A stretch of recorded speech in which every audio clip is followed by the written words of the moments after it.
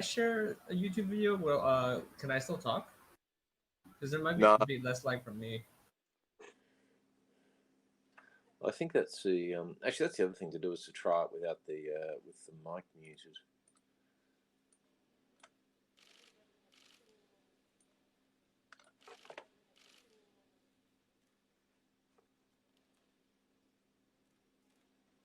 I'm wondering if that's part of it.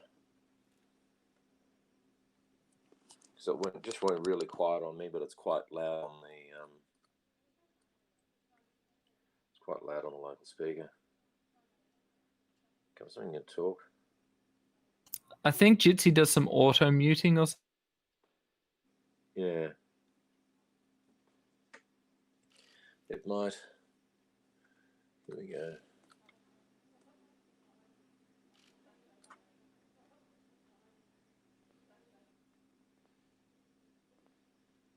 Something to talk. I think Jitsi.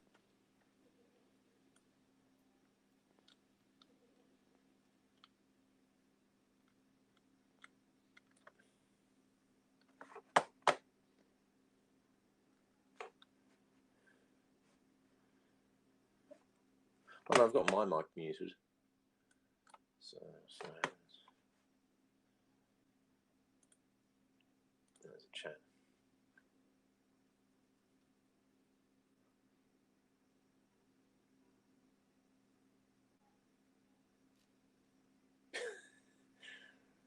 I just looked in the chat.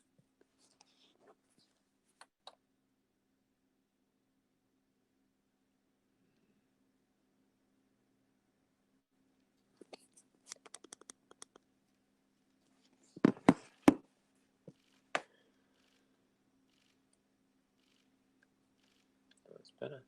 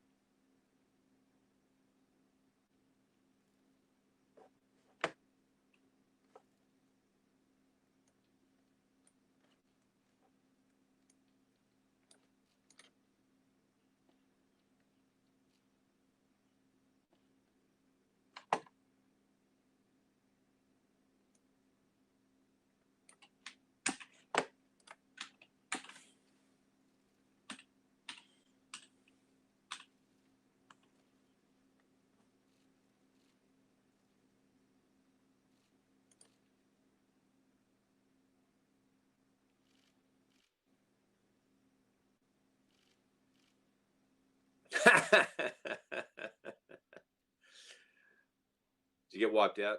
Did you, Ned?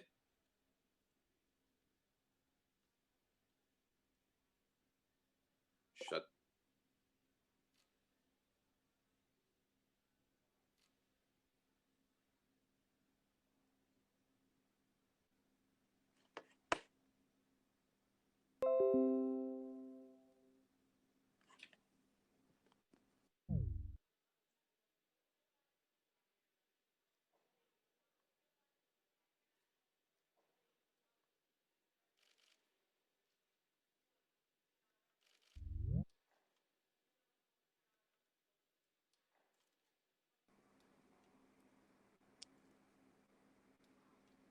Okay, audio's working there.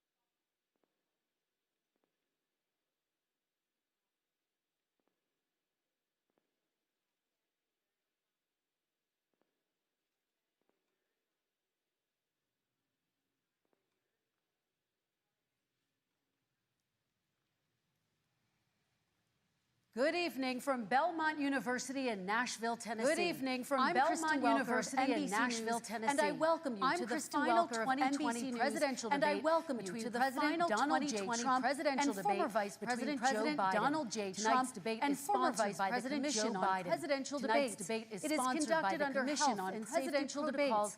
It is conducted by the Commission's Health Security Advisor. Designed by the Commission's Health Security to remain silent. No cheers, boos, or other interruptions, except no cheers, right now, boos, or other interruptions, except Vice President Joe Biden as we welcome President Donald J. Trump.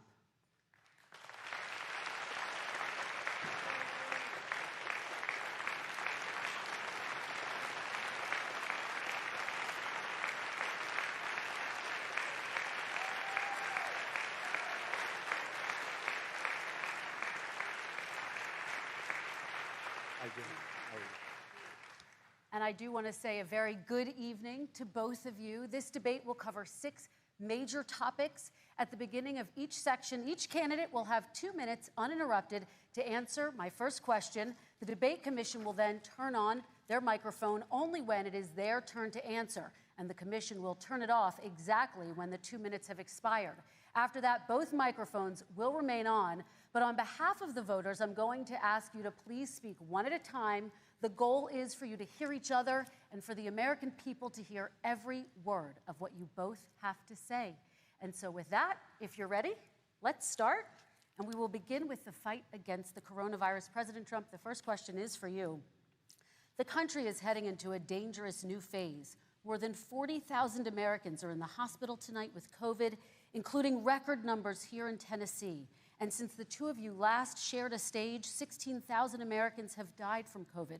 So please be specific. How would you lead the country during this next stage of the coronavirus crisis? 2 minutes, uninterrupted. So, as you know, 2.2 million people modeled out were expected to die.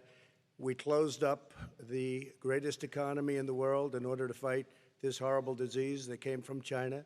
It's a worldwide pandemic. It's all over the world. You see the spikes in Europe and many other places right now. If you notice, the mortality rate is down 85%. The excess mortality rate is way down and much lower than almost any other country. And we're fighting it, and we're fighting it hard. There is a spike. There was a spike in Florida, and it's now gone. There was a very big spike in Texas. It's now gone. There was a very big spike in Arizona. It's now gone. And there are some spikes and surges in other places. They will soon be gone.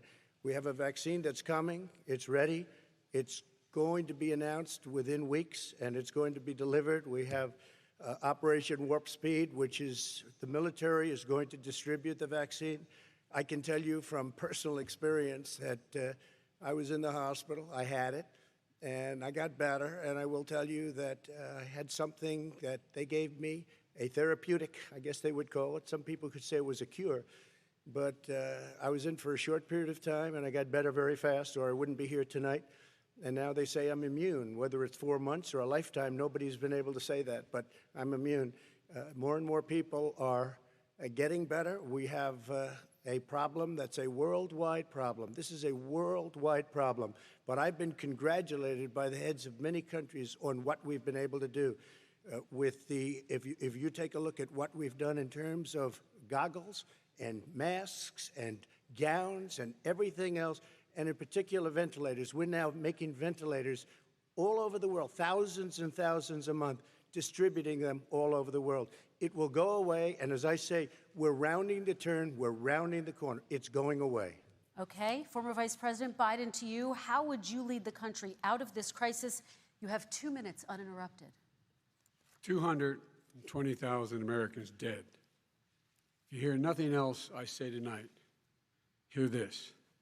Anyone who's responsible for not taking control, in fact, not saying I take no responsibility initially, anyone who's responsible for that many deaths should not remain as President of the United States of America.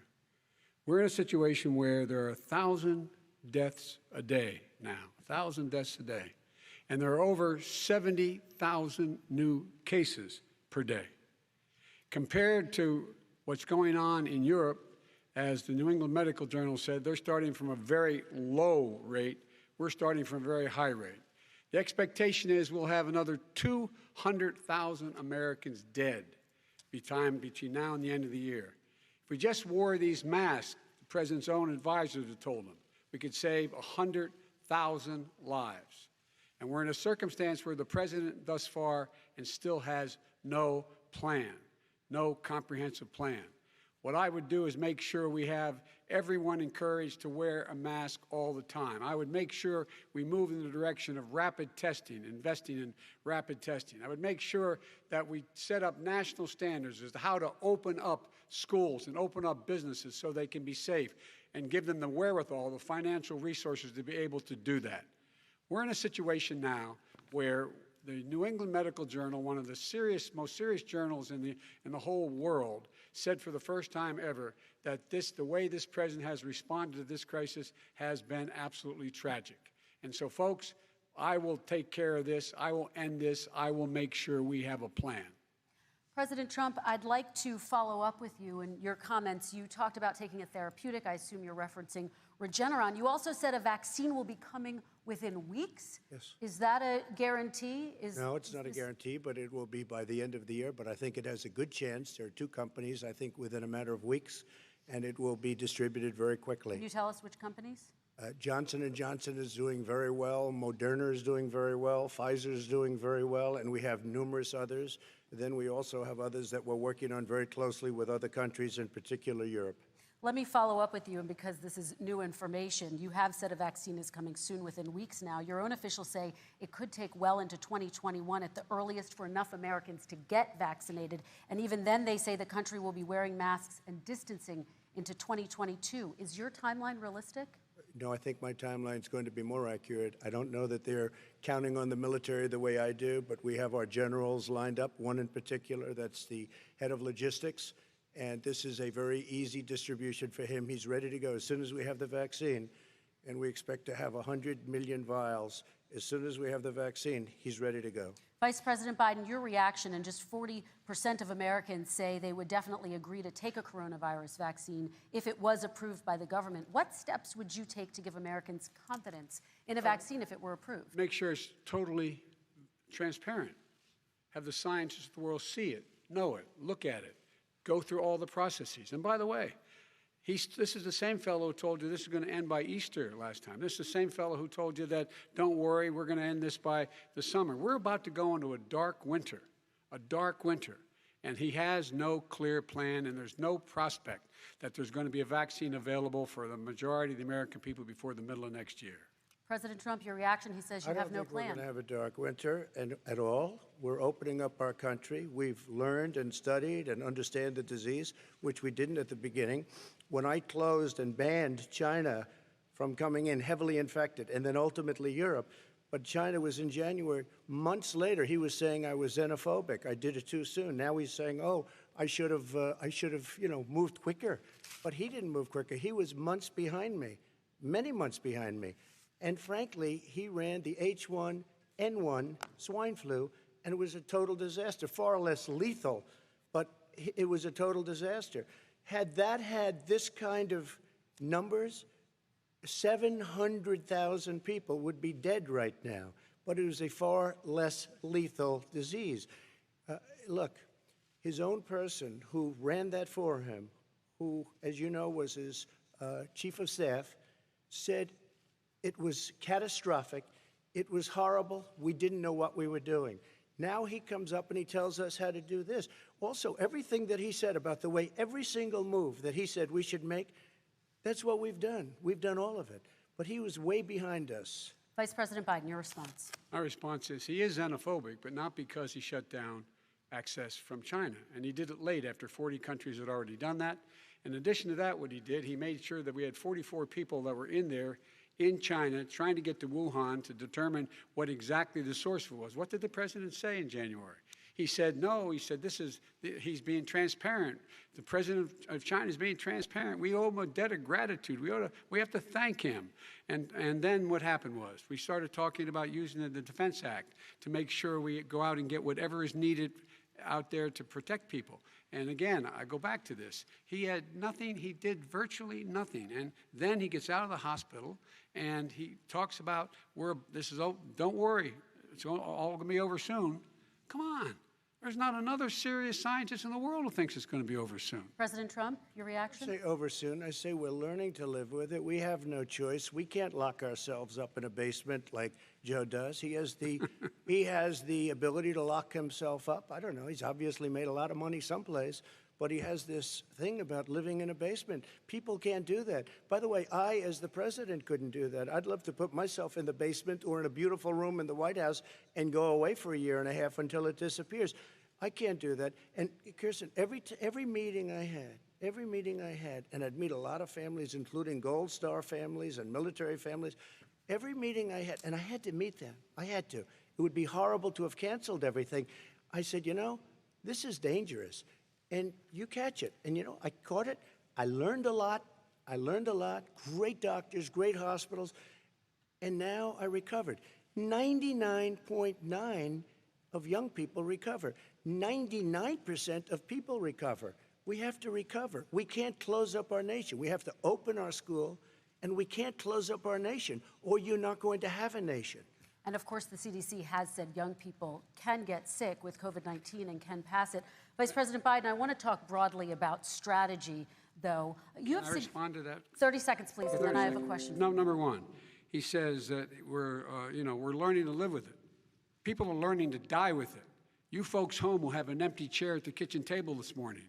That man or wife going to bed tonight and reaching over to try to touch their, out of habit, where their wife or husband was, is gone. Learning to live with it. Come on. We're dying with it because he has never said, you said it's dangerous. When's the last time? Is it really dangerous still? Are we dangerous? You tell the people it's dangerous now? What should they do about the danger? And you say, I take no responsibility. Let me talk about your two. Excuse me, I take full responsibility. It's not my fault that it came here. It's China's fault. And you know what? It's not Joe's fault that it came here either. It's China's fault. They kept it from going into the rest of China for the most part, but they didn't keep it from coming out to the world, including Europe and ourselves. Vice President Biden. The fact is that when we knew it was coming, when it hit, what happened? What did the president say? He said, don't worry, it's going to go away. Be gone by Easter. Don't worry. The warm weather. Don't worry. Maybe inject bleach. He said he was kidding when he said that, but a lot of people thought it was serious. A whole range of things the president has said. Even today, he thinks we are in control. We're about to lose 200,000 more people. President Trump. Look, perhaps just to finish this, I was kidding on that, but just to finish this, when I closed, he said I shouldn't have closed. And that went on for months. Nancy Pelosi said the same thing. She was dancing on the streets in Chinatown in San Francisco. But when I closed, he said, this is a terrible thing, you're xenophobic. I think he called me racist even, and because I was closing it to China. Now he says I should have closed it earlier. It just, Joe, it doesn't work. I didn't say either of those things. You certainly did. You certainly did. I talked about a xenophobia in a different context. It wasn't about closing the border to Chinese coming to the United States. All right, I want to talk about both of your different strategies to handling He thought this. I shouldn't have closed the border. Well, That's obvious. Do you want to respond to that quickly, Vice President No. Biden? Okay. Let's talk about your different strategies toward dealing with this. Mr. Vice President, you suggested you would support new shutdowns if scientists recommended it. What do you say to Americans who are fearful that the cost of shutdowns, the impact on the economy, the higher rates of hunger, depression, domestic and substance abuse outweighs the risk of exposure to the virus? What I would say is I'm going to shut down the virus, not the country. It's his ineptitude that caused the country to have to shut down in large part. Why businesses have gone under, why schools are closed, why so many people have lost their living, and why they're concerned. Those other concerns are real. That's why he should have been, instead of in a sand trap at his golf course, he should have been negotiating with Nancy Pelosi and the rest of the Democrats and Republicans about what to do about the acts they were passing for billions of dollars to make sure people had the capacity. But you haven't ruled out more shutdowns. Well, no, I'm not shutting down the nation, but there are, look, you need standards. The standard is if you have a reproduction rate in a community that's above a certain level, everybody says, slow up, more social distancing, do not open bars and do not open gymnasiums, do not open until you get this under control, under more control. But when you do open, give the people the capacity to be able to open and have the capacity to do it safely. For example, schools. Schools, they need a lot of money to open. They need to deal with ventilation systems. They need to deal with smaller classes, more teachers, more pods. And he's refused to support that money, or at least up to now.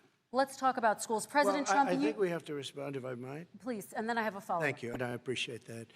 Look, all he does is talk about shutdowns, but forget about him. His Democrat governors, Cuomo in New York, you look at what's going on in California, you look at Pennsylvania, North Carolina, Democrats all, they're shut down so tight, and they're dying. They're dying. And he supports all these people. All he talks about is shutdowns. No, we're not going to shut down, and we have to open our schools. And it's like, as an example, I have a young son. He also tested positive. By the time I spoke to the doctor the second time, he was fine. It just went away.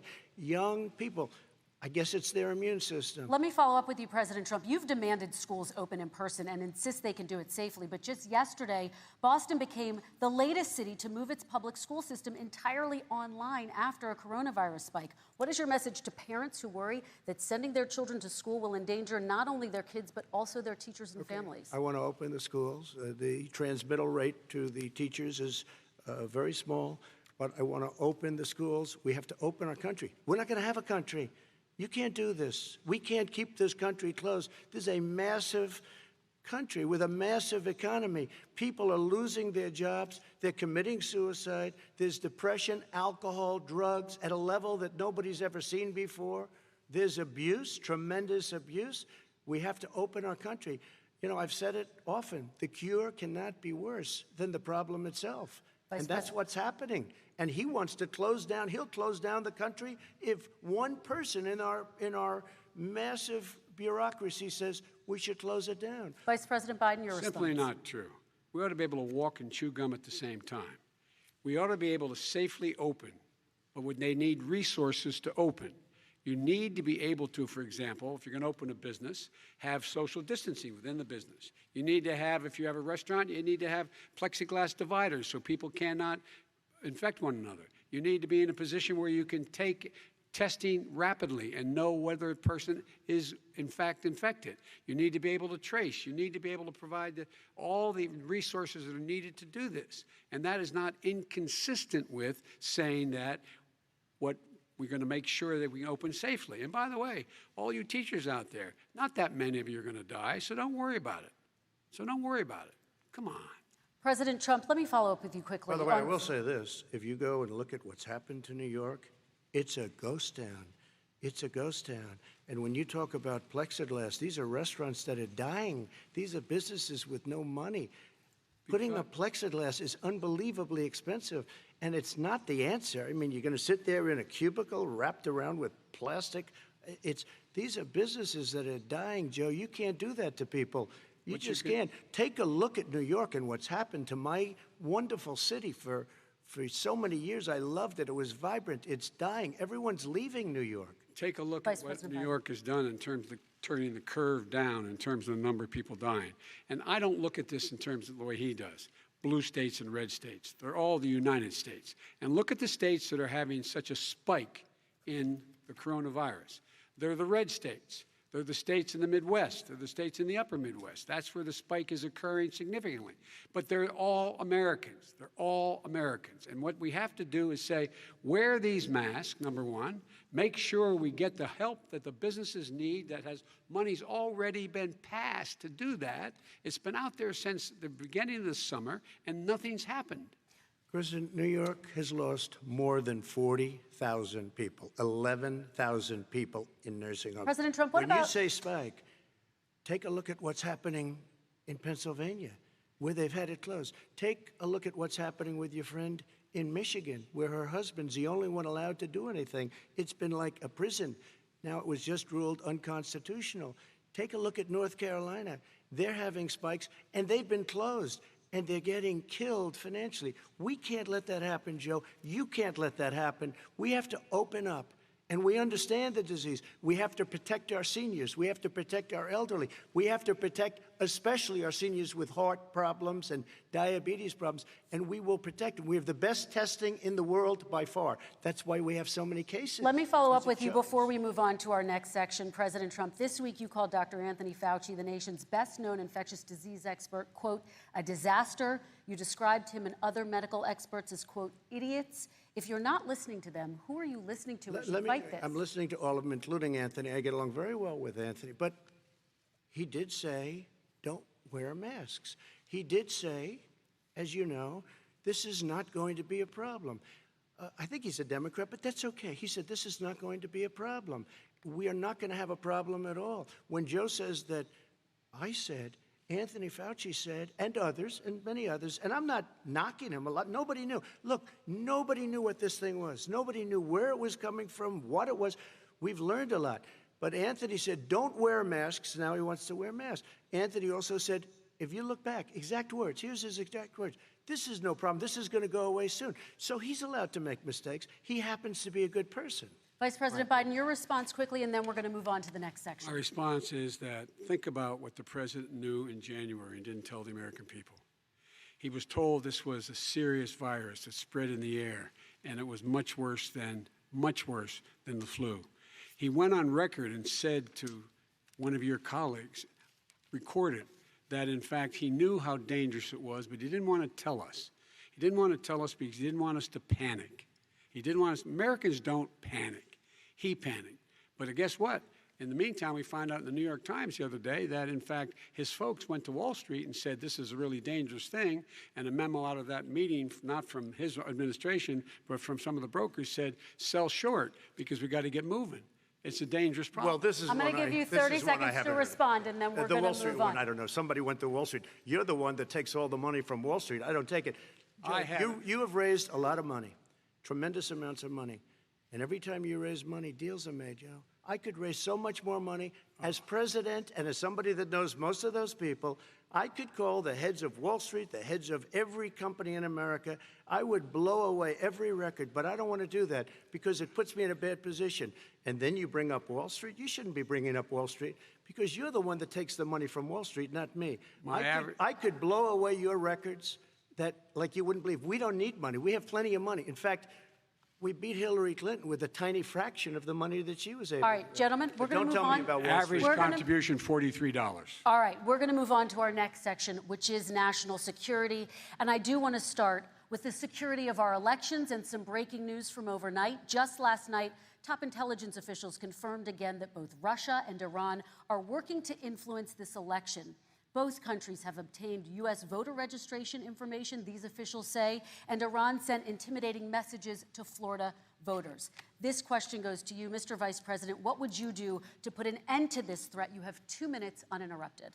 I made it clear, and I ask everyone else to take the pledge. I made it clear that any country, no matter who it is, that interferes in American elections will pay a price. They will pay a price. And it's been overwhelmingly clear this election, I won't even get into the last one, this election, that Russia has been involved, China has been involved to some degree, and now we learn that Iran is involved. They will pay a price if I'm elected. They're interfering with American sovereignty. That's what's going on right now. They're interfering with American sovereignty. And to the best of my knowledge, I don't think the president said anything to Putin about it. I don't think he's talking to them a lot. I don't think he said a word. I don't know why he hadn't said a word to Putin about it.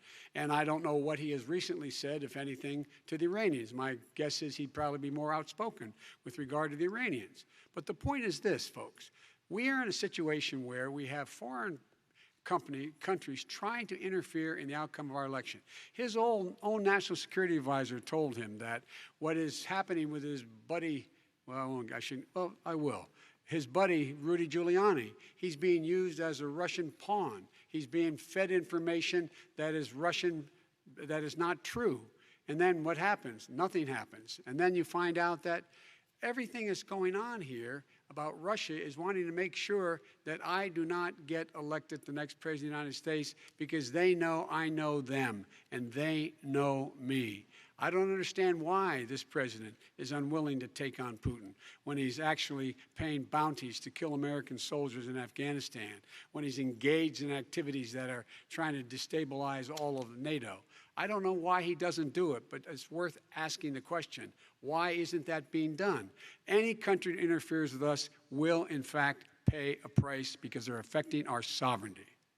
President Trump, same question to you. Let me ask the question. You're going to have 2 minutes to respond. For 2 elections in a row now, there has been substantial interference from foreign adversaries. What would you do in your next term to put an end to this? 2 minutes uninterrupted. Well, let me respond to the first part, as Joe answered. Joe got $3.5 million from Russia, and it came through Putin because he was very friendly with the former mayor of Moscow, and it was the mayor of Moscow's wife. And you got $3.5 million.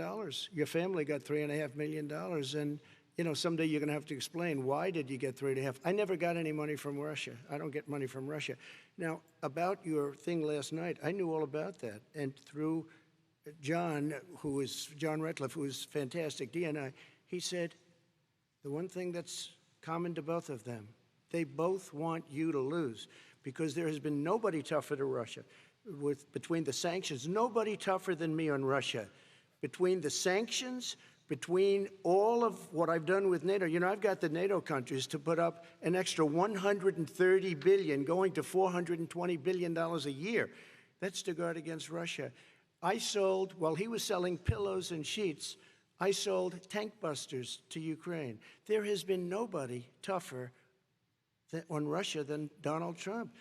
And I'll tell you, they were so bad. They took over the submarine port. You remember that very well. During your term, during you and Barack Obama, they took over a big part of what should have been Ukraine. You handed it to them, but you were getting a lot of money from Russia. They were paying you a lot of money, and they probably still are. But now, with what came out today, it's even worse. All of the emails, the horrible emails of the kind of money that you were raking in, you and your family. And Joe, you were vice president when some of this was happening, and it should have never happened. And I think you owe an explanation to the American people. Why is it? Somebody just had a news conference a little while ago who was essentially supposed to work with you and your family, but what he said was damning. And regardless of me, I think you have to clean it up and talk to the American people. Maybe you can do it right now. Vice President Biden, you may respond. 30 seconds. And then I do want to follow up on the election security. I have not taken a penny from any foreign source ever in my life. We learned that this president paid 50 times the tax in China, has a secret bank account with China, does business in China, and in fact is talking about me taking money. I have not taken a single penny from any country whatsoever, ever. Number one. Number two, this is a president, I have released all of my tax returns, 22 years. Go look at them. 22 years of my tax return. You have not released a single solitary year of your tax return. What are you hiding? Why are you unwilling? The foreign countries are paying you a lot.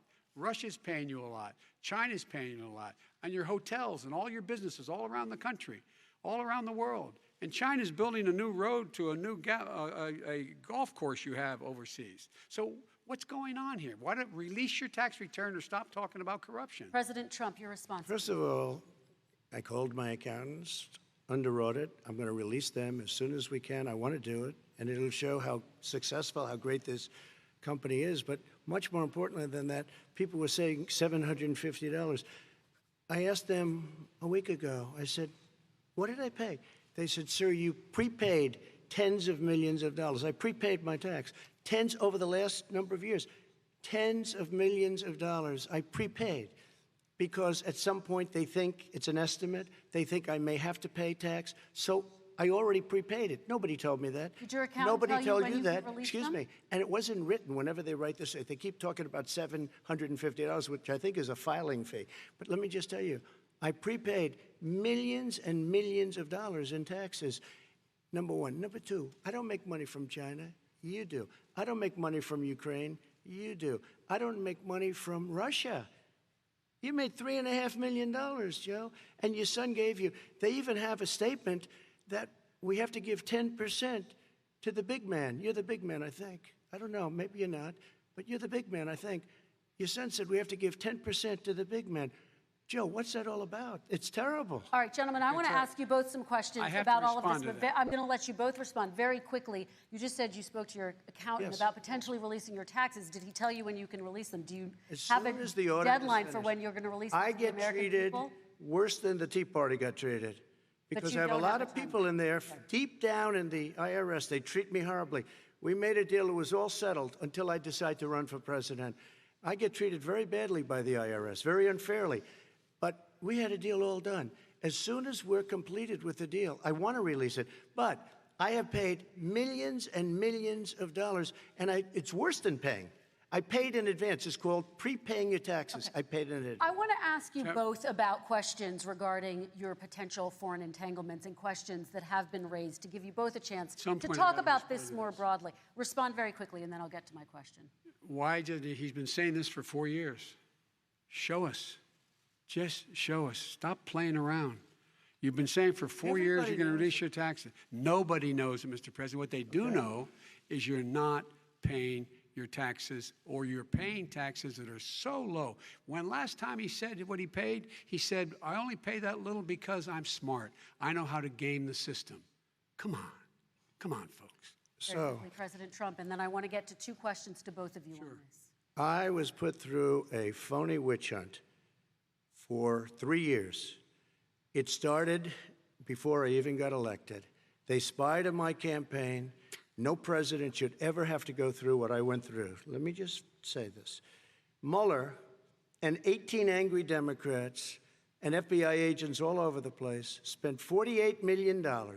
They went through everything I had, including my tax returns, and they found absolutely no collusion and nothing wrong.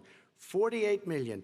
I guarantee you, if I spent $1 million on you, Joe, I could find plenty wrong. Because All the right. kind of things that you've done and the kind of monies that your family has taken, I mean, your brother made money in Iraq.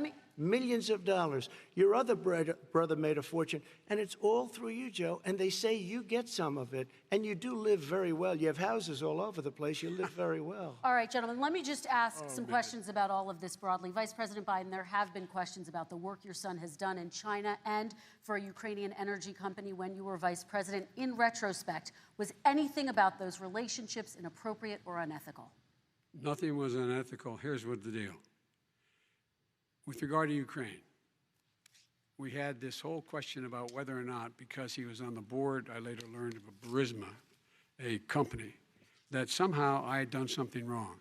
Yet every single solitary person, when he was going through his impeachment, testifying under oath who worked for him, said, I did my job impeccably. I carried out U.S. policy. Not one single solitary thing was out of line. Not a single thing, number one. Number two, the guy who got in trouble in Ukraine was this guy trying to bribe the Ukrainian government to say something negative about me, which they would not do and did not do because it never, ever, ever happened. My son has not made money in terms of this thing about, what are you talking about, China. I have not had, the only guy made money from China is this guy. He's the only one. Nobody else has made money from China. Never President to Trump, deal with let me China. By the ask way, my question to you. But and could then I just, you'll- one thing? Very quickly. His son didn't have a job for a long time, was sadly no longer in the military service. I won't get into that. And he didn't have a job. As soon as he became vice president, Burisma, not the best reputation in the world. I hear they paid him $183,000 a month. Listen to this. $183,000, and they gave him a $3 million upfront payment. All right. And he had no energy I'm going to let the vice president That's respond to that quickly, and then 100% I need to get to a dishonest. question to you. Very No quickly, Mr. basis Vice for President. that. Everybody investigated that. No one said anything he did was wrong in Ukraine. Okay, President Trump, this is for you. Since you took office, you've never divested from your business. You've personally promoted your properties abroad. A report this week, which was referenced, does indicate that your company has a bank account in China. So how can voters know that you don't have any foreign conflicts of interest? I have many bank accounts, and they're all listed, and they're all over the place. I mean, I was a businessman doing business. The bank account you're referring to, which is everybody knows about it, it's listed. The bank account was in 2013. That's when it was. It was opened it was closed in 2015, I believe. And then I decided, because I was thinking about doing a deal in China like millions of other people. I was thinking about it, and I decided I'm not going to do it. Didn't like it. I decided not to do it. Had an account open, and I closed it. Okay.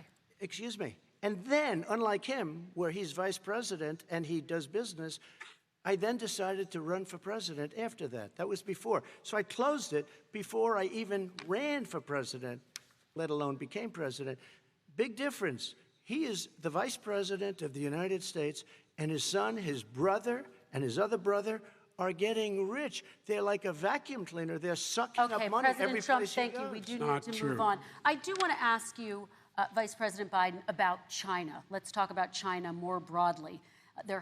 Of course, President Trump has said that they should pay for not being fully transparent in regards to the coronavirus. If you were president, would you make China pay? And please be specific. What would that look like? What I'd make China do is play by the international rules, not like he has done. He has caused the deficit of China to go up, not down, with China, up, not down.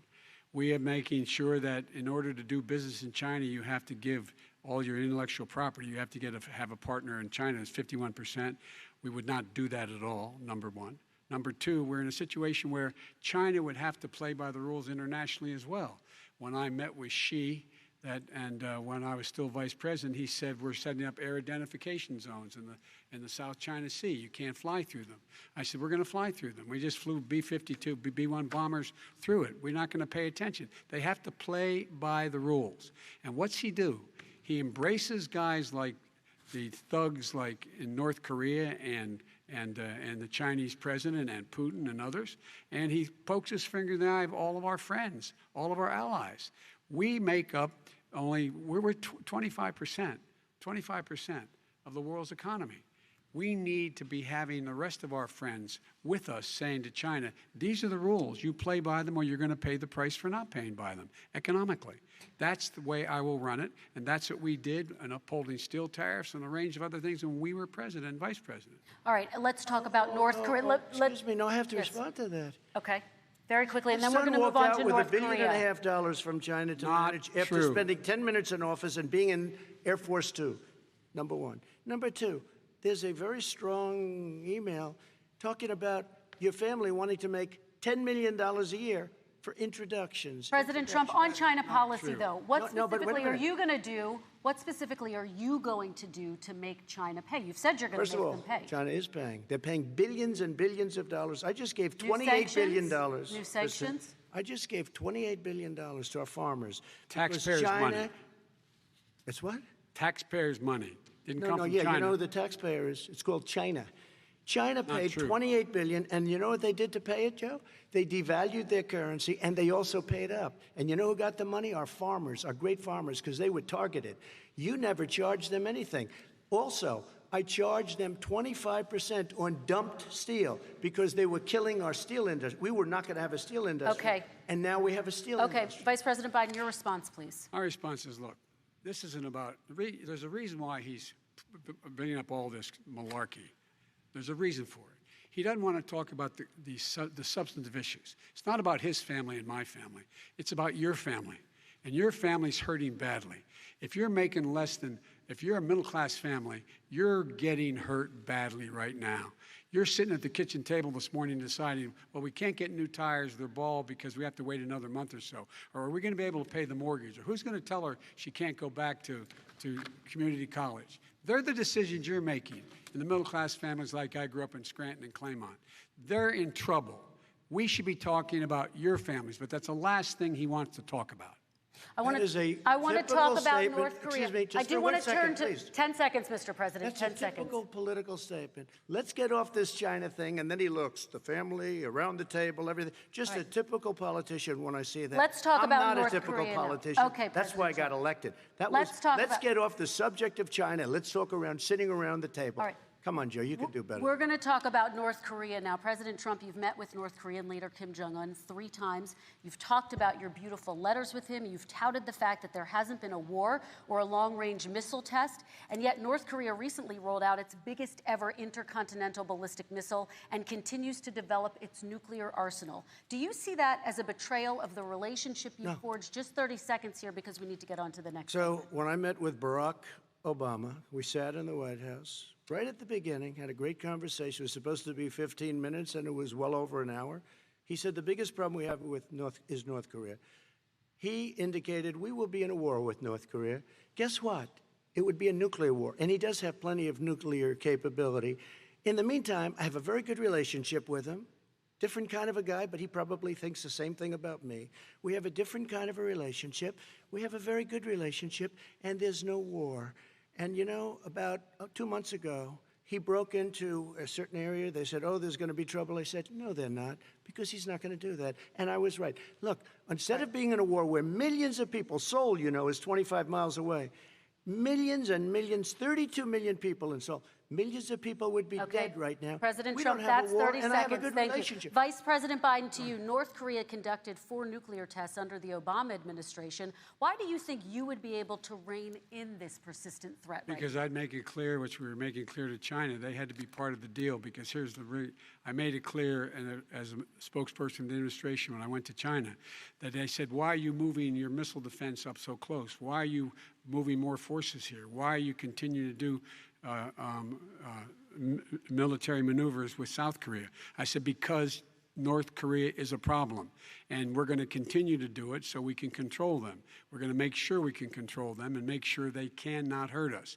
And so if you want to do something about it, step up and help. If not, it's going to continue. What has he done? He's legitimized North Korea. He's talked about his good buddy who's a thug, and he talks about how we're better off. And they have much more capable missiles, able to reach U.S. territory much more easily than ever did before. Let me follow up with you, Vice President Biden. You've said you wouldn't meet with Kim Jong-un without preconditions. Are there any conditions under which you would meet with him? On the condition that he would agree that he would be drawing down his nuclear capacity to get that the Korean Peninsula should be a nuclear-free zone. All right, let's move on to American families. Kristen, they tried Very to quickly, meet with 10 him. seconds, They President. tried to meet with him. He wouldn't do it. He didn't like Obama. He didn't like him. He wouldn't do it. Okay, I know got to for a give him a fact they chance to tried. respond to that He before we wouldn't move do on. it. You And know, that's okay. You know what? North Korea, we're not in a war. We have a good relationship. You know, people don't understand. Having a good President relationship Trump, with we have leaders to of move other on, 'cause countries we have is a lot a of good thing. We have a lot of questions to get Yes, to. not That's Your like response. saying we had a good relationship with Hitler before he, in fact, invaded Europe, the rest of Europe. Come on. The reason he would not meet with President Obama is because President Obama said, we're going to talk about denuclearization. We're not going to legitimize you, and we're going to continue to put stronger and stronger sanctions on you. That's why he wouldn't meet with us. All right, And let's it didn't move happen. on. Let's Excuse move on me. and talk about He left American me a families. mess, Kristen. President Trump, okay, we do They need to left move on. me a mess. North Korea was a mess. We And need in to fact, move if on you so that remember we the can get first to 2 all or of our 3 other months, questions tonight, there was a President very Trump. dangerous period in my first 3 months before we sort of worked things out a little bit. Okay. There was a they left us a mess. And Obama would be, I think, the first to say it was the single biggest problem he thought that our country had. Okay, let's move on to American families and the economy. One of the issues that's most important to them is health care, as you both know. Today, there was a key vote on a new Supreme Court Justice, Amy Coney Barrett, and health care is at the center of her confirmation fight. Over 20 million Americans get their health insurance through the Affordable Care Act. It's headed to the Supreme Court, and your administration, Mr. President, is advocating for the court to overturn it. If the Supreme Court does overturn that law, those 20 million Americans could lose their health insurance almost overnight. So what would you do if those people have their health insurance taken away? You have 2 minutes uninterrupted. Sure. First of all, I've already done something that nobody thought was possible. Through the legislature, I terminated the individual mandate. That is the worst part of Obamacare, as we call it. The individual mandate where you have to pay a fortune for the privilege of not having to pay for bad health insurance. I terminated. It's gone. Now it's in court because Obamacare is no good. But then I made a decision. Run it as well as you can to my people, great people. Run it as well as you can. I could have gone the other route and made everybody very unhappy. They ran it. Premiums are down, everything's down. Here's the problem. No matter how well you run it, it's no good. What we'd like to do is terminate it. We have the individual mandate done. I don't know that it's going to work. If we don't win, we will have to run it, and we'll have Obamacare, but it'll be better run. But it no longer is Obamacare, because without the individual mandate, it's much different. Pre-existing conditions will always stay. What I would like to do is a much better health care, much better, will always protect people with pre-existing. So I'd like to terminate Obamacare, come up with a brand new, beautiful health care.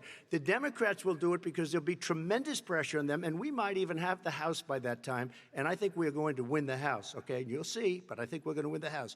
But come up with a better health care, always protecting people with pre-existing conditions. And one thing very important, we have 180 million people out there that have great private health care. Far more than we're talking about with Obamacare. Joe Biden is going to terminate all of those policies. These are people that love their health care, people that have been successful, middle-income people, been successful. They have 180 million plans, 180 million people, families, under what he wants to do, which will basically be socialized medicine. He won't even have a choice. They want to terminate 180 million plans. We have done an incredible job on health care, and we're going to do even better. Okay, Vice President Biden, yes, this is for you. Your health care plan calls for building on Obamacare. So my question is, what is your plan if the law is ruled unconstitutional by the Supreme Court? You have 2 minutes uninterrupted. What I'm going to do is pass Obamacare with a public option. It'll become Biden care. The public option is an option that says that if you, in fact, do not have the wherewithal to be, if you qualify for Medicaid and you do not have the wherewithal in your state to get Medicaid, you automatically are enrolled, providing competition for insurance companies.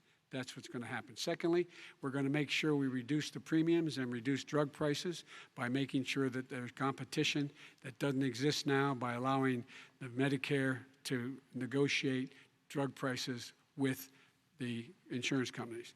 Thirdly, the idea that I want to eliminate private insurance, the reason why I had such a fight with 20 candidates for the nomination was I support private insurance. That's why not one single person with private insurance would lose their insurance under my plan, nor did they under Obamacare. They did not lose their insurance unless they chose they wanted to go to something else.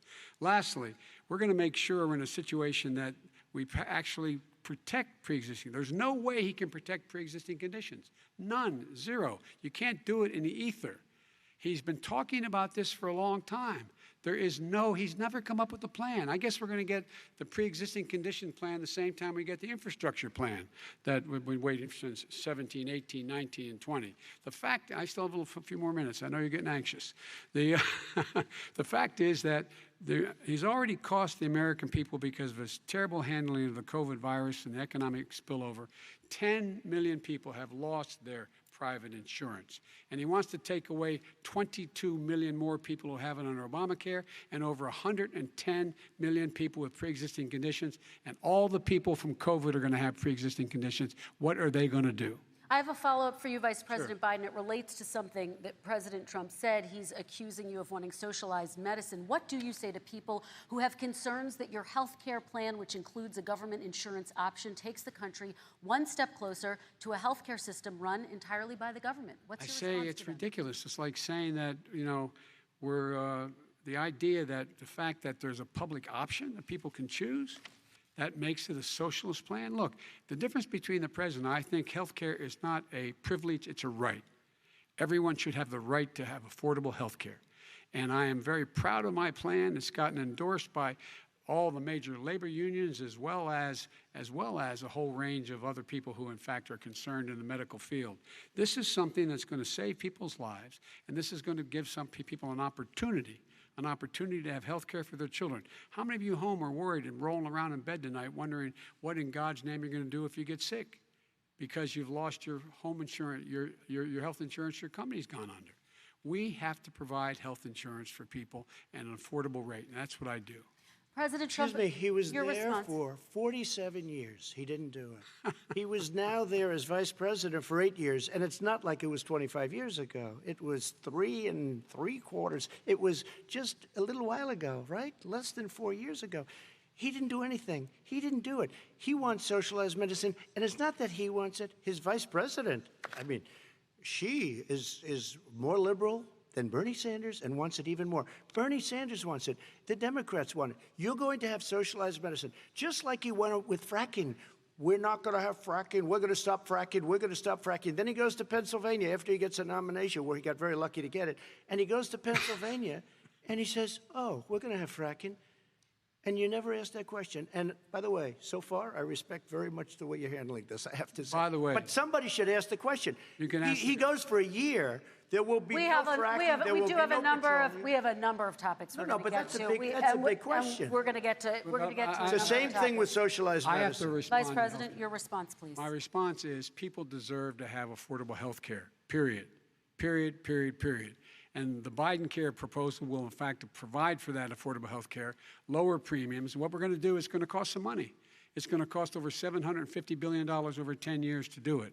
And they're going to have lower premiums. You can buy into the better plans, the cheaper plans, lower your premiums, deal with unexpected billing, and have your drug prices drop significantly. He keeps talking about it. He hasn't done a thing for anybody on health care. Not a thing. Kristen, when Very he quickly, says, then I want to talk when about he what's says happening on public Capitol option, Hill. he's talking about socialized medicine and healthcare. When he talks about a public option, he's talking about destroying your Medicare, totally destroyed, and destroying your Social Security. And this whole country will come down. You know, Bernie Sanders tried it in his state. He tried it in his state. His governor was a very liberal governor. They wanted to make it work. Okay, It let's was let Vice President impossible Biden to work. respond. It doesn't Vice work. President He's Biden, a very your response. confused guy. He thinks he's running against somebody else. He's running against Joe Biden. I beat all those other people because I disagreed with them. Joe Biden he's running against. And the idea that we're in a situation that they're going to destroy Medicare, this is the guy that the actuary at Medicare said, if in fact, at Social Security, if in fact he continues to withhold his plan to withhold the tax on Social Security will be bankrupt by 2023 with no way to make up for it. This is the guy who's tried to cut Medicare. So I mean, the idea that Donald Trump is lecturing me on Social Security and Medicare? Come on. He tried to get 10 rid of. seconds, He Mr. tried to President, hurt and then I Social have to go to Security another years question. ago. Years ago. Go back and look at the records. He tried to hurt Social Security years ago. All One right, thing, let's move but on. This I'm is going to the move guy on. that when they announced Mr. President, I have to move last on week, to the next question. They said or the else stock we're not market going to will have time boom to talk about it. if I'm elected. If he's elected, the stock market will crash. Okay, let's biggest move on to the analysts are next saying question Let me respond. very quickly. Look, the idea that the stock market is booming is his only measure of what's happening. Where I come from in Scranton and Claymont, the people don't live off of the stock market. Just in the last three years during this crisis, the billionaires in this country made, according to the Wall Street, $700 billion more dollars. $700 billion more dollars, because that's his only measure. What happens to the ordinary people out there? What happens to them? Let's talk about what's happening on Capitol Hill. We're going to Kristen, move on, gentlemen. 401ks are through the roof. We're gonna People's move on. stock are through the roof. All And right. he doesn't come from Scranton. That's like he lived there for a short period of time before he even knew it. We're going to move on to and the he next left. question. And the people of Pennsylvania Let me will move show on you to my that. next question, They gentlemen. understand. As of tonight, more than 12 million people are out of work. And as of tonight, 8 million more Americans have fallen into poverty, and more families are going hungry every day. Those hit hardest are women and people of color. They see Washington fighting over a relief bill.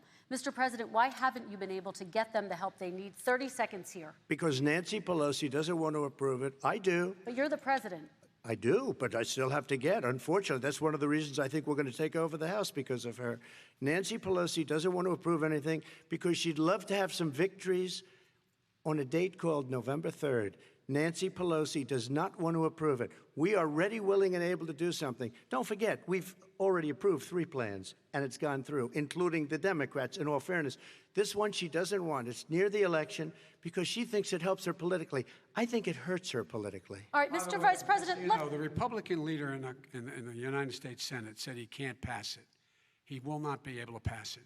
He does not have Republican votes. Why isn't he talking to his Republican friends? Let me follow up with you, Vice President we made a Biden, deal, the because Republicans let me will ask pass Vice it. President Biden a question. You are the leader of the Democratic Party. Why have you not pushed the Democrats to get a deal for the American people? Well, I have, and they have pushed it. Look, they passed this act all the way back in the beginning of the summer. This is like it's not new. It's been out there. This HEROES Act has been sitting there. And look at what's happening. When I was in charge of the Recovery Act with $800 billion, I was able to get $145 billion to local communities that have to balance their budgets and states that have to balance their budgets, so then have to fire firefighters, teachers, first responders, law enforcement officers, so they could keep their cities and counties running. He will not support that. They have not done a thing for them. And Mitch McConnell said, let them go bankrupt. Let them go bankrupt. Come on. What's the matter with these guys? The bill that was passed in the House was a bailout of badly run, high-crime, Democrat, all run by Democrats, cities and states. It was a way of getting a lot of money, billions and billions of dollars to these states. It was also a way of getting a lot of money from our people's pockets to people that come into our country illegally. We were going to take care of everything for them. And what that does, and I'd love to do that, I'd love to help them, but what that does, everybody all over the world will start pouring into our country. We can't do it. This was a way of taking care of them. This was a way of spending on things that had nothing to do with COVID, as per your question. But it was really a big bailout for badly run Democrat cities and states. All right, By the way, I want if I get elected, I'm running as a proud Democrat, but I'm going to be an American president. I don't see red states and blue states. What I see is American, United States. And folks, every single state out there finds themselves in trouble. They're going to start laying off, whether they're red or blue, cops, firefighters, first responders, teachers, because they have to balance their budget. And the founders were smart. They allowed the federal government to deficit spend to compensate for the United States of America. I want to talk about the minimum wage, gentlemen. Mr. Vice President, we are talking a lot about struggling small businesses and business owners these days. Do you think this is the right time to ask them to raise the minimum wage? You, of course, support a $15 federal minimum wage. I do, because I think one of the things we're going to have to do is we're going to have to bail them out, too. We should be bailing them out now, those small businesses. You got 1 in 6 of them going under. They're not going to be able to make it back. They passed a package that allows us to be able to call PPP. Money is supposed to go to help them do everything from organize how they can deal with their businesses being open safely. Schools, how they can make classrooms smaller, how they can hire more teachers, how they can put ventilation systems in. They need the help. The businesses as well as the schools need the help. But these guys will not help them. Is not giving them any of the money. We are going to move on to immigration, one thing very but I quickly, want he to said get we your have reaction. to help our small businesses by raising the minimum wage. That's not helping. I think it should be a state option. Alabama is different than New York. New York is different from Vermont. Every state is different. It should be a state option. You said very we have recently, to help. It's very important. We have to help our small businesses. How are you helping your small businesses when you're forcing wages? What's going to happen, and what's been proven to happen, is when you do that, these small businesses fire many of their employees. you said very recently you would consider raising the federal minimum wage to $15 an hour. You said recently you would consider raising the federal minimum wage to $15 an hour. Is that still the case? And I would consider it to an extent, but in what a I second really administration? like, in a second administration, but not to a level that's going to put all these businesses out of business. It should be a state option. Look, I've lived in different places. I know different places. They're all different. Some places, $15 is not so bad. In other places, other states, $15 would be Okay, President ruinous. Trump, thank you. Quick response, Vice President Biden. 2 jobs, 1 job, be below poverty. People are making $6, $7, $8 an hour. These first responders, we all clap for as they come down the street because they've allowed us to make it. What's happening? They deserve a minimum wage of $15. Anything below that puts you below the poverty level. And there is no evidence that when you raise the minimum wage, businesses go out of business. That is simply not true. We're going to talk about immigration. We're going to talk about immigration now, gentlemen, and we're going to talk about families within this context. Mr. President, your administration separated children from their parents at the border, at least 4,000 kids.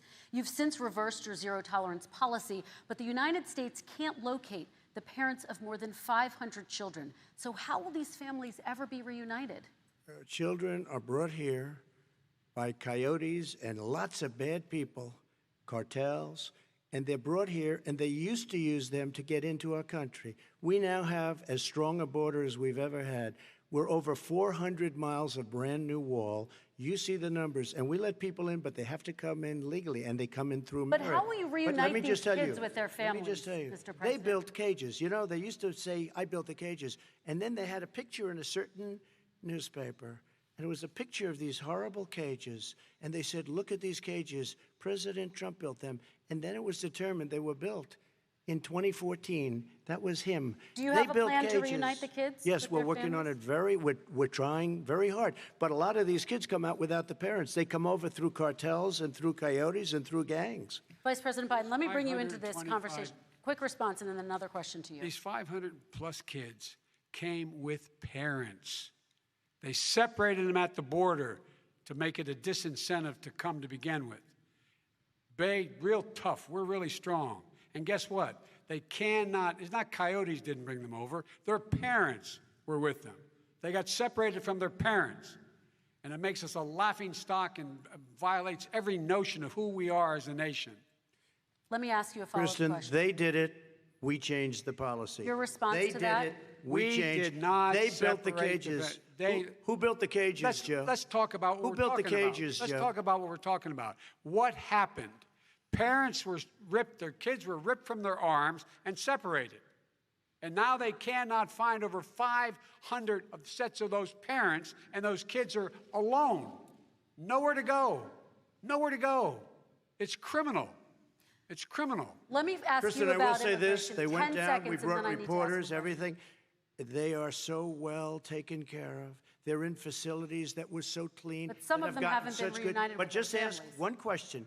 Who built the cages? I'd love you to ask him that. Who built the cages? Let me ask about your immigration policy, Mr. Vice President. The Obama administration did fail to deliver immigration reform, which had been a key promise during the administration. It also presided over record deportations as well as family detentions at the border before changing course. So why should voters trust you with an immigration overhaul now?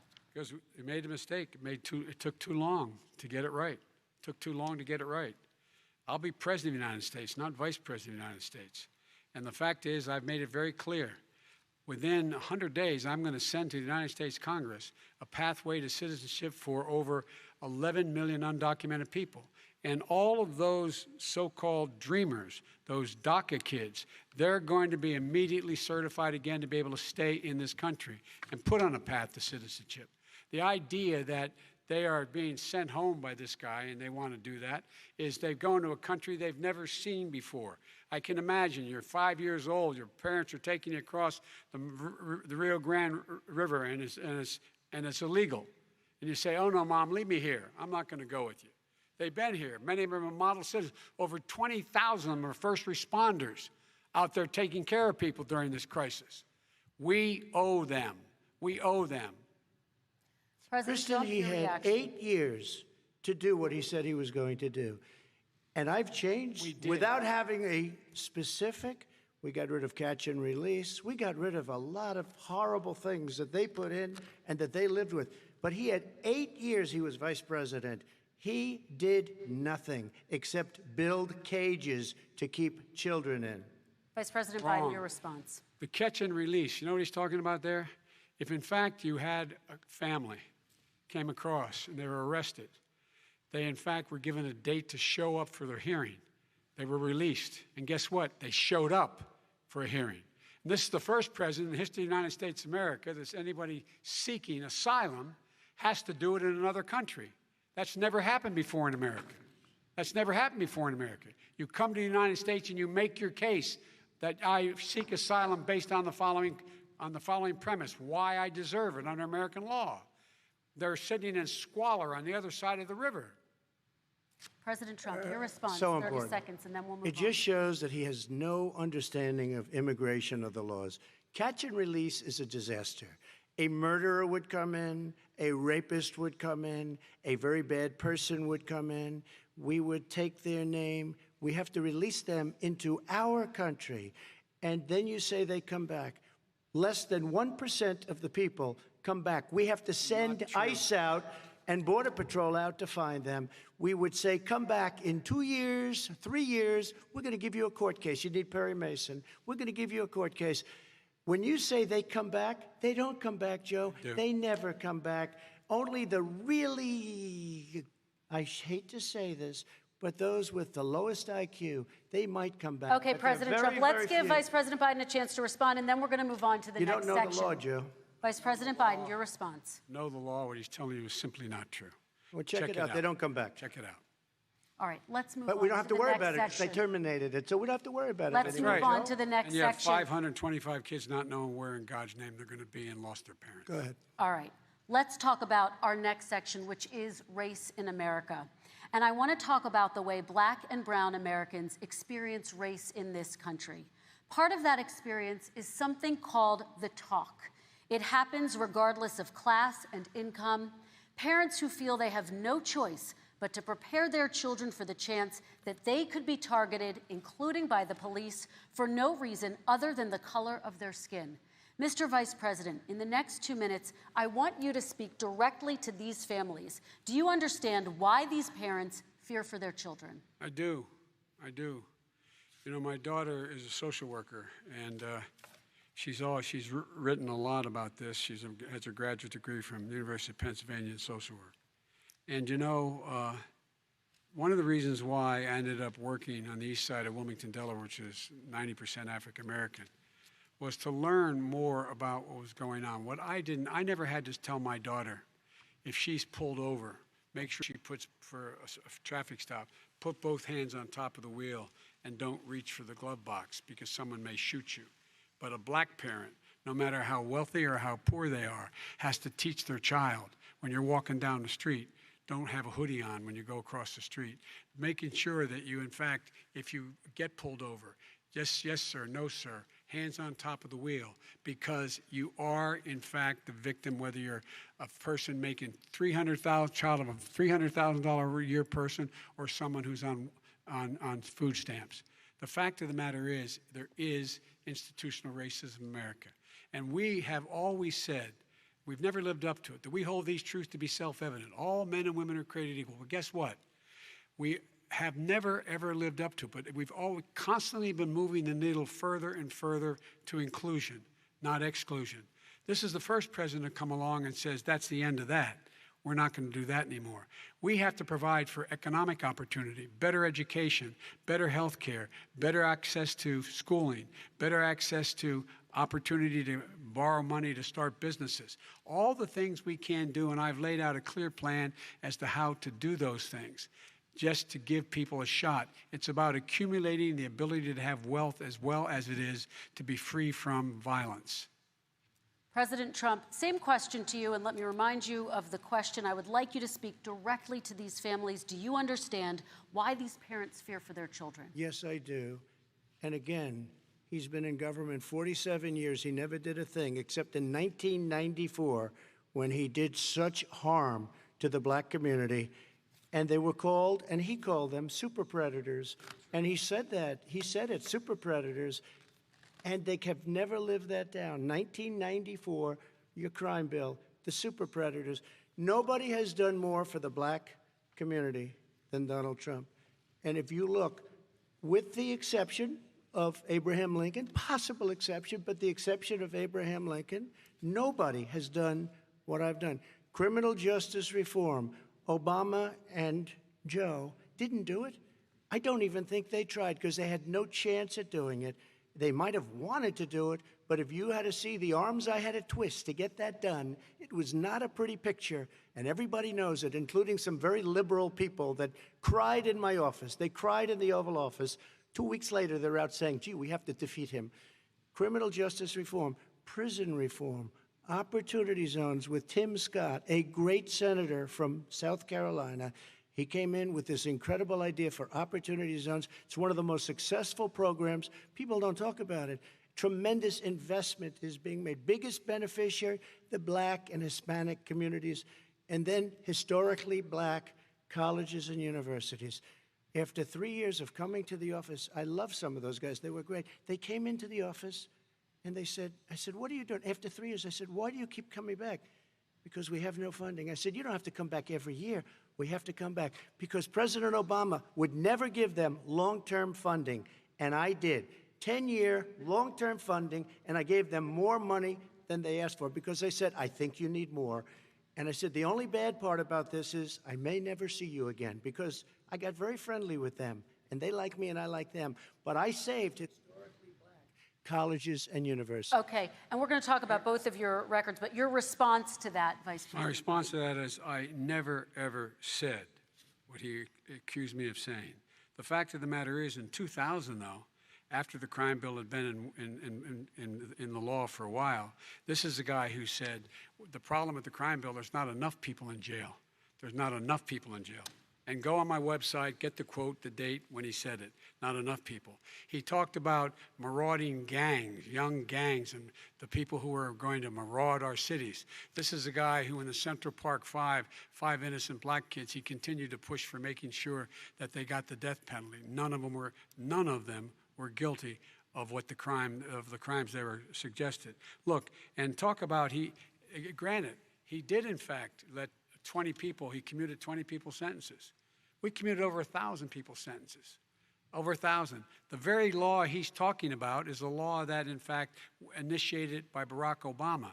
And secondly, we're in a situation here where the federal prison system was reduced by 38,000 people under our administration.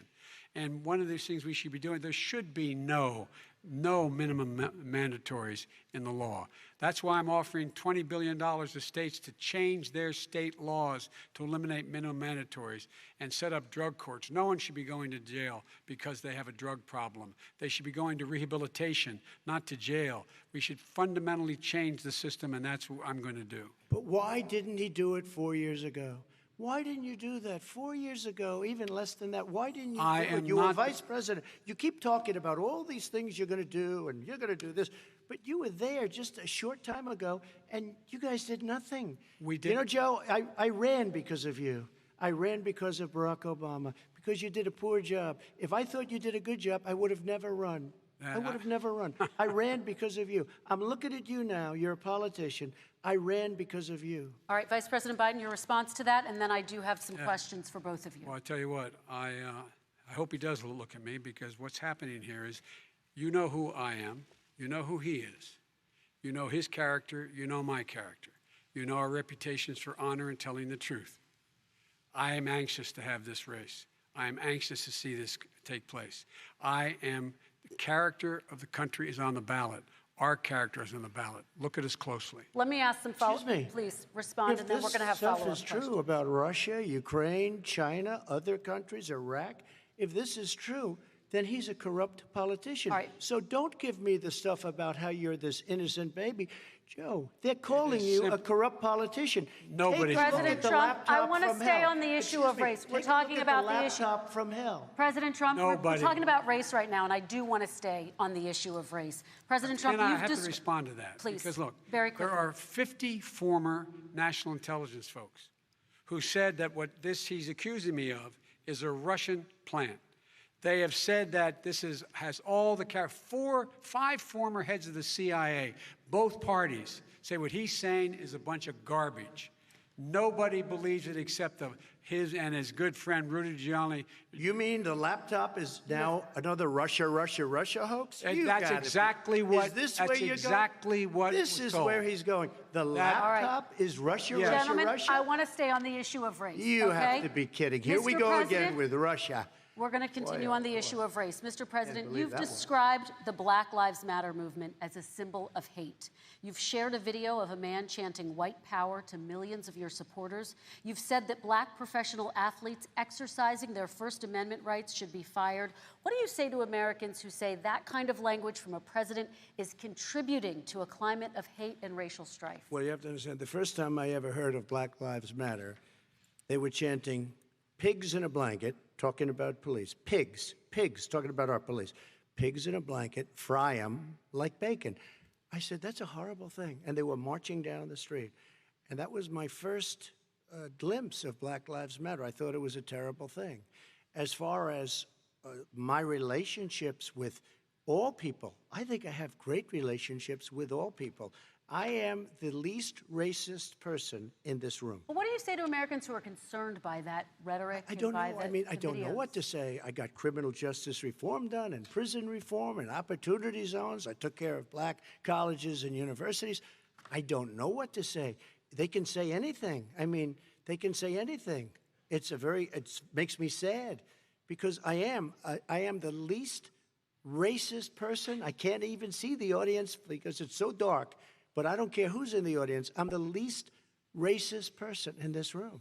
Okay, Vice President Biden, let me ask you very quickly, and then I have a follow-up question for you. Abraham Lincoln here is one of the most racist presidents we've had in modern history.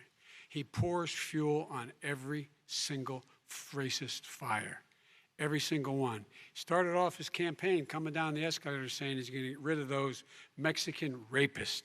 He's banned Muslims because they're Muslims. He has moved around and made everything worse across the board. He says about the poor boys, last time we were on stage here, he said, I told them to stand down and stand ready. Come on. This guy has a dog whistle about as big as a foghorn. President Trump, I'm going to give you 10 seconds to respond, and then I have a follow-up question. He made a reference to Abraham Lincoln. Where did that come in? I mean, You said where you're did Abraham Lincoln. No, where did that? No.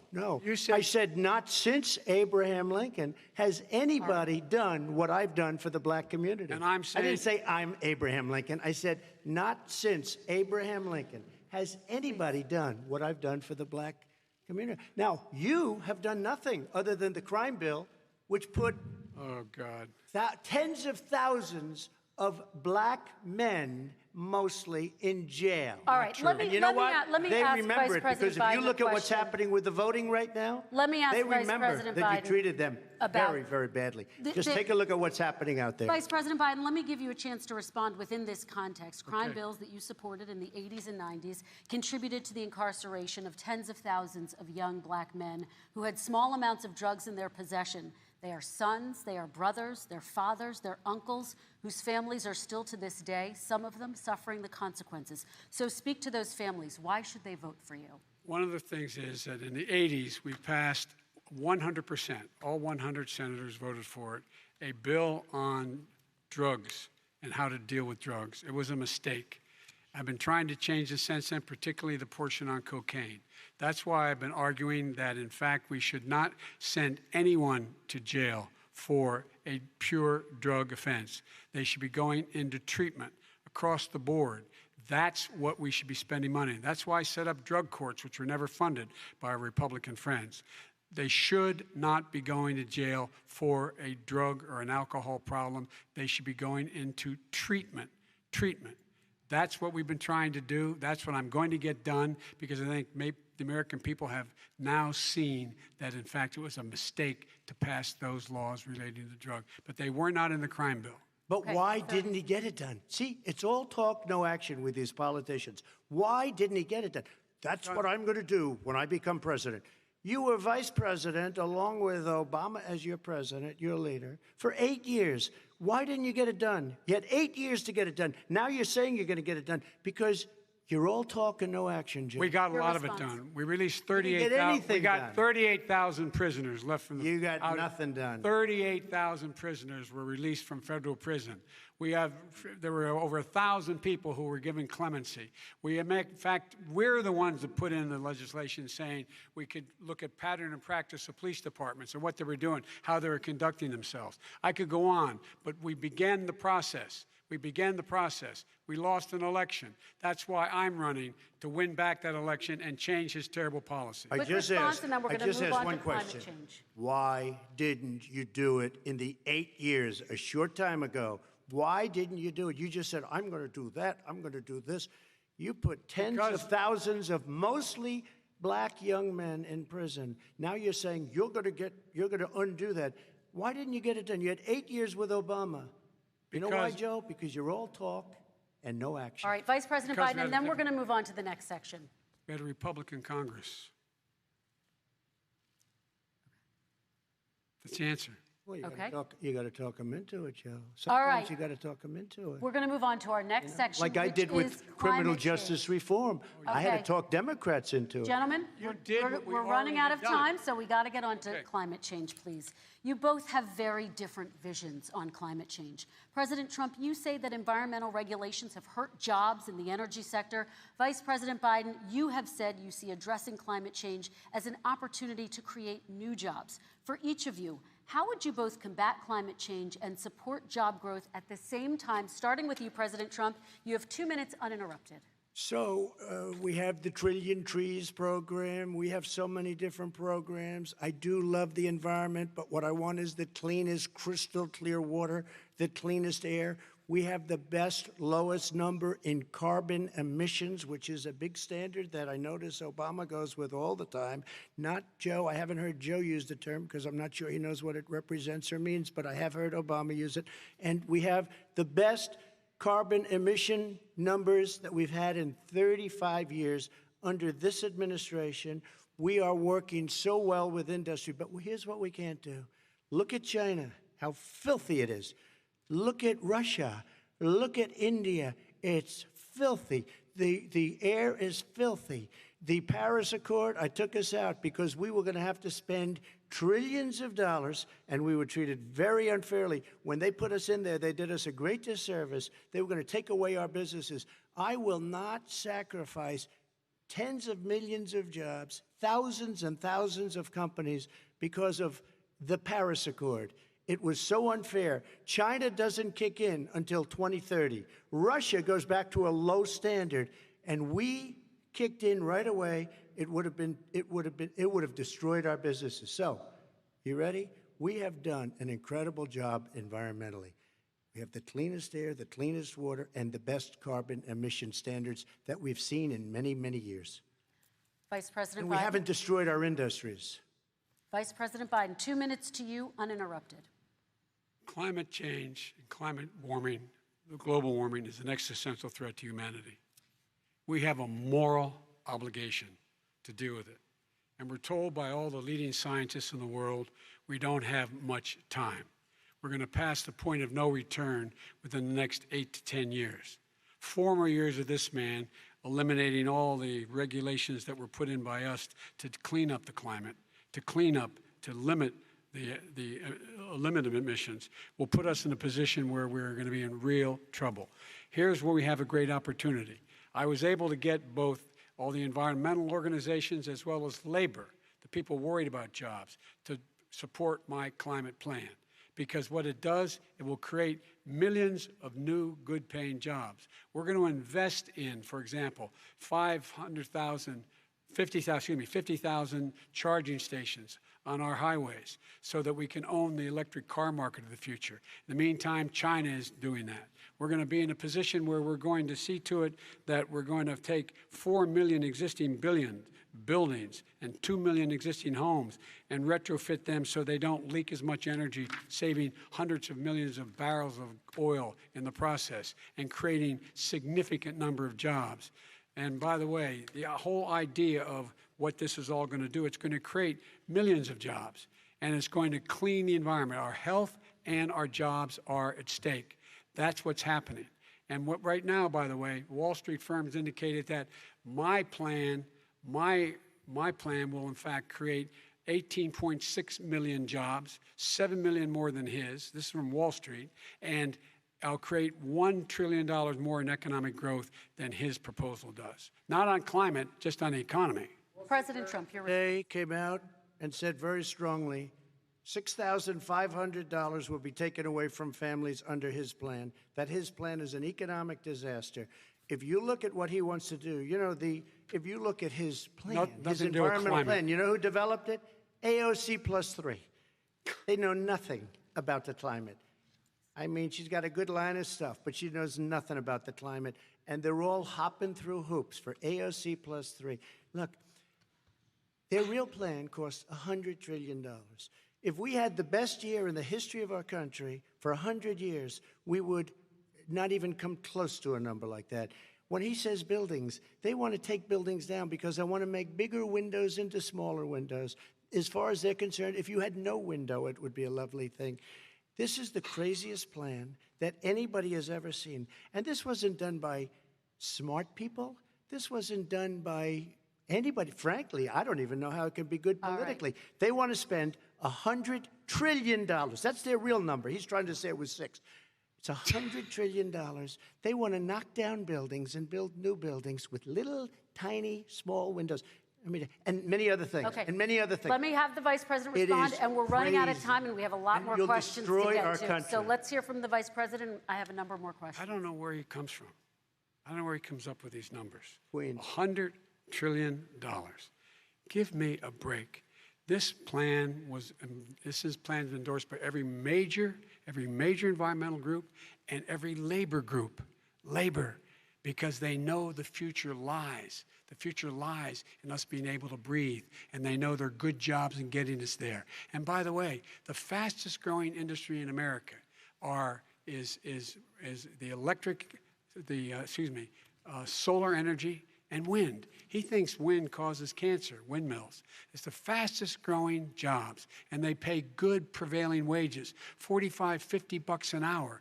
We can grow and we can be cleaner if we go the route I'm proposing. President Trump, Excuse me. please We are respond, and then I have some We are follow-ups. energy independent for the first time. We don't need all of these countries that we had to fight war over because we needed their energy. We are energy independent. I know more about wind than you do. It's extremely expensive, kills all the birds, it's very intermittent, it's got a lot of problems, and they happen to make the windmills in both Germany and China. And the fumes coming up, if you're a believer in carbon emission, the fumes coming up to make these massive windmills is more than anything that we're talking about with natural gas, which is very clean. One other thing. Find me a scientist Solar. that said that. I love solar, but solar doesn't quite have it yet. It's not powerful yet to really run our big, beautiful factories that we need to compete with the world. So False. It's all a pipe dream. But you know what we'll do? We're going to have the greatest economy in the world. But if you want to kill the economy, get rid of your oil industry. You want, and what about fracking? All right, now, let me now we let have me to have ask let him me about allow fracking. Vice President Biden to I respond. never said I oppose fracking. You said it on tape. I did. Show the tape. Put it on your website. I'll put it on. Put it on the website. The fact of the matter is Showed he's it last flat lying. Would you rule out banning fracking? I do rule out banning fracking because the answer, we need other industries to transition to get to ultimately a complete zero emissions by 2025. What I will do with fracking over time is make sure that we can capture the emissions from the fracking, capture the emissions from gas. We can do that, and we can do that by investing money in doing it. But it's a transition to that. I have one more question in this pod, and then Excuse me, we have. he was against fracking. He said it. I will show that to you tomorrow. I am against fracking. Until he got the nomination, went to Pennsylvania, then he said, but you know what, Pennsylvania? He'll be against it very soon because his party is totally against it. Fracking on federal land, I said. No fracking You said and or fracking. oil You on didn't say federal Let land. me ask this I final did. question in this section, and then I want to move on to our final section. President Trump, people of color are much more likely to live near oil refineries and chemical plants. In Texas, there are families who worry the plants near them are making them sick. Your administration has rolled back regulations on these kinds of facilities. Why should these families give you another 4 years in office? The families that we're talking about are employed heavily, and they are making a lot of money, more money than they've ever made. If you look at the kind of numbers that we produce for Hispanic, for Black, for Asian, it's 9 times greater, the percentage gain, than it was under, in 3 years, than it was under 8 years of the 2 of them, to put it nicely. 9 times more. Now, somebody lives, I have not heard the numbers or the statistics that you're saying, but they're making a tremendous amount of money economically. We saved it, and I saved it again a number of months ago when oil was crashing because of the pandemic. Okay. We saved it. We got, say what you want about relationship, we got Saudi Arabia, Mexico, and Russia to cut back, way back. We saved our oil industry, and now it's very vibrant again. All And right. everybody has very inexpensive gasoline. Remember Vice that. President Biden, your response, and then we're going to have a final question for both of you. My response is that those people live on what they call fence lines. He doesn't understand this. They live near chemical plants that, in fact, pollute, chemical plants and oil plants and refineries that pollute. I used to live near that when I was growing up in Claymont, Delaware. And there are more oil refineries in Marcus Hook and the Delaware River than there is any place, including in Houston at the time. When my mom get in the car and when there was first frost to drive me to school, turn in the windshield wiper, there'd be oil slick in the window. That's why so many people in my state were dying and getting cancer. The fact is, those frontline communities, it doesn't matter what you're paying them, it matters how you keep them safe. What do? And you impose restrictions on the pollutants coming out of those fence line communities. Okay, I have one final Would question. he close down the oil industry? It falls. Would you close down the falls- oil By industry? the way, I would transition from the oil industry, yes. Oh, I will that's transition. a big statement. It is a big statement. That's a big because statement. I would stop Why would you do that? because the oil industry pollutes significantly. I see. And here's the deal. But That's you a can't big do statement. that. Well, if you let me finish the statement, because it has to be replaced by renewable energy over time. And I'd stop giving to the oil industry, I'd stop giving them federal subsidies. He won't give federal subsidies to the gas, to solar and wind. Yeah. Why are we giving it to oil industry? We actually do All give right. it to solar and wind. We And have that's one maybe the final biggest question. statement in terms of business. That's the biggest statement. Okay. Because We have basically one what he's final saying question, is he is Mr. going to President. destroy the oil industry. Will you remember that, Texas? Will you Okay. remember that, Pennsylvania, Oklahoma? Vice President Biden, let me give you 10 seconds to respond, and then I Ohio. have to get to the final question. Vice President Biden. He takes everything out of context. But the point is, look, we have to move toward a net zero emissions. The first place to do that by the year 2035 is in energy production, by 2050 totally. All right. One Is he gonna final get question China to both do of you. it? No, we're finished with Is this. he We going have to to get move on China to to our do it? final question. We No, have to I'm move going on to to our rejoin final Paris question. Accord and make China abide by what they agreed to. All right, That'll this cost you is $1 about trillion. leadership, gentlemen. And this first question does go to you, President Trump. Imagine this is your inauguration day. What will you say in your address to Americans who did not vote for you? You'll each have 1 minute, starting with you, Mr. We have to make our country totally successful as it was prior to the plague coming in from China. Now we're rebuilding it, and we're doing record numbers, 11.4 million jobs in a short period of time, et cetera. But I will tell you, go back. Before the plague came in, just before, I was getting calls from people that were not normally people that would call me. They wanted to get together. We had the best black unemployment numbers in the history of our country. Hispanic, women, Asian, people with diplomas, with no diplomas, MIT graduates, #1 in the class. Everybody had the best numbers. And you know what? The other side wanted to get together. They wanted to unify. Success is going to bring us together. We are on the road to success. But I'm cutting taxes, and he wants to raise everybody's taxes, and he wants to put new regulations on everything. He will kill it. If he gets in, you will have a depression, the likes of which you've never seen. Your 401ks will go to hell, and it'll be a very, very sad day for this country. All right. Vice President Biden, same question to you. What will you say during your inaugural address to Americans who did not vote for you? I will say, I'm an American president. I represent all of you, whether you voted for me or against me. And I'm going to make sure that you're represented. I'm going to give you hope. We're going to move. We're going to choose science over fiction. We're going to choose hope over fear. We're going to choose to move forward because we have enormous opportunities to make things better. We can grow this economy. We can deal with the systemic racism. And at the same time, we can make sure that our economy is being run and moved and motivated by clean energy, creating millions of new jobs. And that's the fact. That's what we're going to do. And I'm going to say, as I said at the beginning, what is on the ballot here is the character of this country: decency, honor, respect, treating people with dignity, making sure that everyone has an even chance. And I'm going to make sure you get that. You haven't been getting it the last 4 years. All right. I want to thank you both for a very robust hour and a half, a fantastic debate. Really appreciate it. President Trump, former Vice President Joe Biden, thank you to Belmont University for hosting us tonight. And most importantly, thank you to those watching tonight. Election Day is November 3rd. Don't forget to vote. Thank you, everyone, and have a great night. Thank you.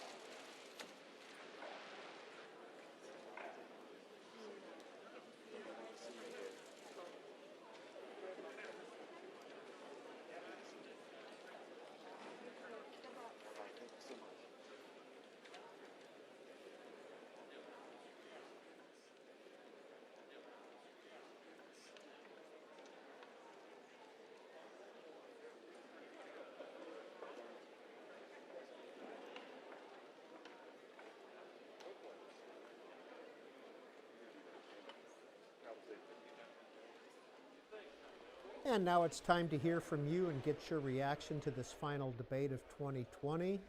We're going to put the numbers up on the screen if you want to dial in. 202 is the area code for all of our numbers, 748-8920 if you support President Trump. If you support Vice President Biden,